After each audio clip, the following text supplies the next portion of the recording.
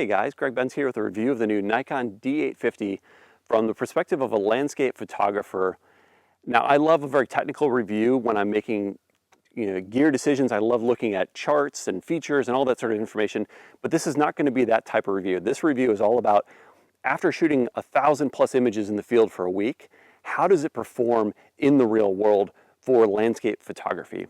And I've got to say that my first impressions of this camera are that it is outstanding and a huge upgrade over the D810. Now, should you get it? That's going to depend on your own personal budget and needs, but hopefully in this review I can help you better understand whether it may or may not be a fit for you. And check out the written version of this review as well, because I'll go into greater depth. This video will just cover the highlights. But the quick summary for me on this camera is that it gives me the ability to shoot my best quality more consistently. I wouldn't say that the pixels are necessarily better.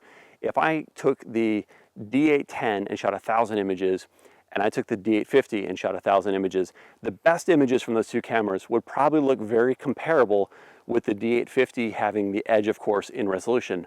But the big difference would be the average quality of images of those 1,000 images in the new camera would be better. Specifically for a couple reasons. One, the focus system just allows you to nail focus much more often.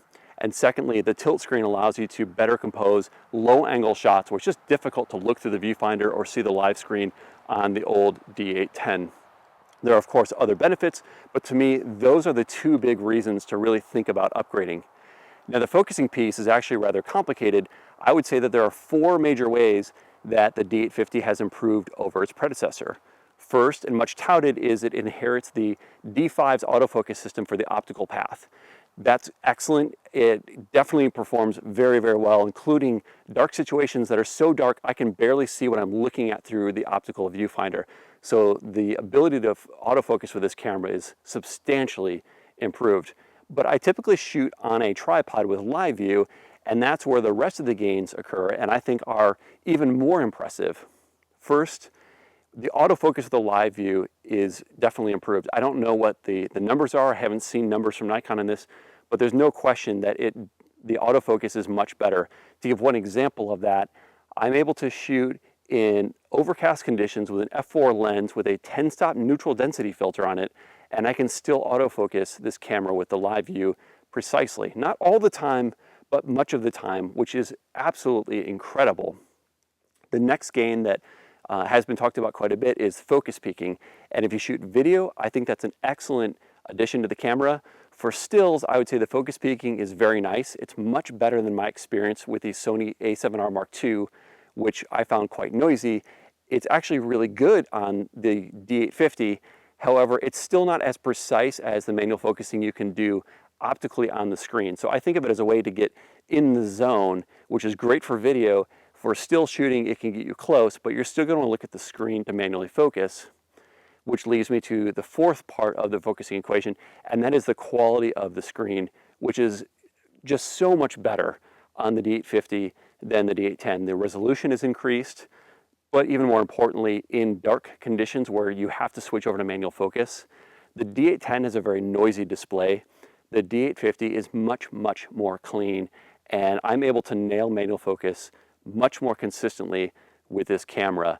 Shooting stars, I just consistently am able to see the stars better, and shooting at the blue hour, I'm much more consistently able to get focus in those dark conditions where autofocus just is not an option.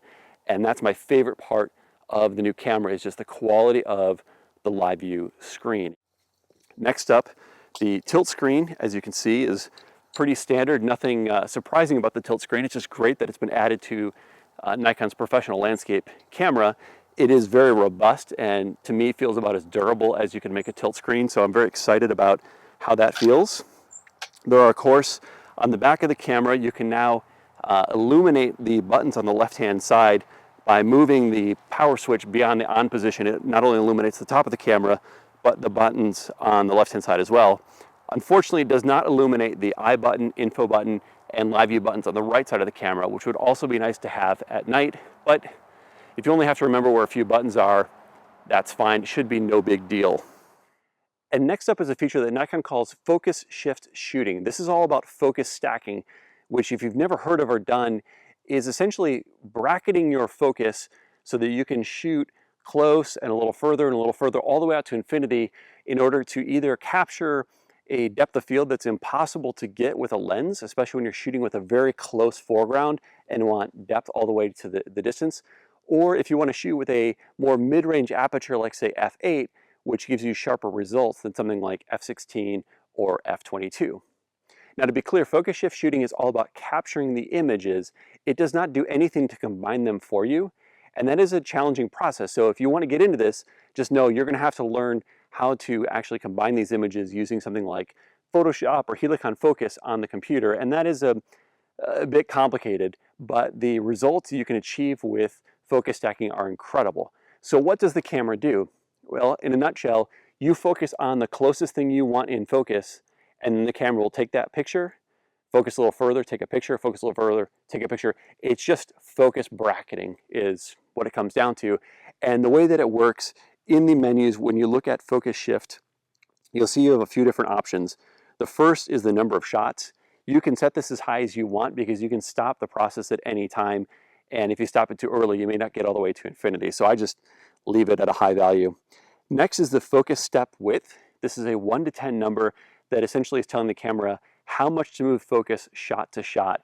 And you'll have to experiment to find the right values for your shooting. If you're shooting something like microscopic images of insects, you're going to need a much smaller number than if you're shooting landscapes. I find about 3 to 5 is probably about right for landscape photography. There's the interval until next shot, which just gives you a little bit of a delay, but you can use the normal exposure delay mode in the camera anyway, so you can ignore this. There is the exposure smoothing. So if you're not using manual exposure, this will try and keep a more consistent exposure, but I would recommend using manual exposure for these stacks. And then silent photography, which will use the electronic shutter, which is very nice in that it reduces the thrashing or shutter cycling that can cause a little wear and tear in your camera. So if you're using time lapses or a lot of focus stacks, this new silent shooting mode is a great way to extend the life of the camera and probably to enhance its resale value rather than having a camera with hundreds of thousands of cycles. You might have a much lower number when you go to sell it. To use this feature, just focus on the closest subject using whatever auto or manual focus method you prefer. Open up this menu and then click on start, and the camera will do the rest of the work. As you see, just automatically cycles through until it hits the end of travel for the lens, which means for most lenses, it's going to shoot beyond infinity, and the last 1 or 2 shots are probably throwaways, but that's no big deal, and you can then take the images you need and combine them later on the computer. Focus shift shooting is intended to support focus stacking, but I think there's a second reason you might want to take a look at it, and that is sometimes it's hard to know exactly where you should focus the lens when you're trying to use more of a mid-range aperture like say f8 and get the lens at its sweet spot for sharpness, but also get everything perfectly in focus. It's just hard to review that in the field. And I think focus shift could be an interesting way to essentially focus bracket, not for the purpose of stacking the images, but just finding that one image that has perfect focus. I wouldn't do a lot of it, but certainly that's one other way you could use this feature. Now, there is one downside to focus shifting, or that is one area where I think that Nikon kind of dropped the ball, to be honest. You cannot use auto exposure bracketing with focus shifting. And a lot of photographers who want to expand the depth of field in the image are also going to want to expand the dynamic range or protect themselves by shooting multiple different exposures to make sure they got the perfect one. It would be really nice if you could auto exposure bracket with focus shifting. As it stands, you can do that manually by setting up one exposure, shoot the focus shift, manually reset the focus point to the closest spot, change your shutter speed, shoot again, reset, shoot again as many times as you need. It's a little bit clumsy, and if you don't reset the initial starting point to the same place, it's possible that your focus in the different exposures isn't exactly in the same spot, and that could create some complications when trying to blend the images together, or it could push you towards shooting too many images or more images than you need, which might just create more post-processing work. So I would assume it's a relatively simple thing to update in the firmware, and I really hope that Nikon does issue an update to add exposure bracketing support to focus shifting, which is an excellent new feature, and I think would only be that much better if you could use the auto exposure bracketing with it. And my last comment on shooting is I really wish Nikon had adopted an ability like the Nikon D810A to take the shutter speed in this camera longer than 30 seconds. As it stands, just like its predecessors, you're going to have to connect a bulb timer or intervalometer in order to shoot longer exposures, and that's truly unfortunate. It's just kind of clumsy, it adds a lot of extra work, and would be a simple and easy thing to add to this camera. I hope that Nikon issues a firmware update to add that feature as well. It would really improve the value of the camera. Now, of course, with any new camera purchase, there's always the question of accessories, and does that increase the overall cost of the camera? First, of course, is the new memory card, the XQD memory cards that replace compact flash. So that will be an added cost for most people, but if you buy higher capacity cards, the cost per gigabyte of storage is not too bad, and this is a standard that's going to be around for a long time. Compact flash is a very old standard, and it just at some point you need to upgrade. So I think it's just worth biting the bullet and just assume you'll be able to use those cards for a long time with the Nikon system, and probably ultimately with other camera bodies, but I think that debate's not necessarily settled. Next is the battery, which there's a new battery, the ENEL15A. It's not a new battery, but it's through the D800 series.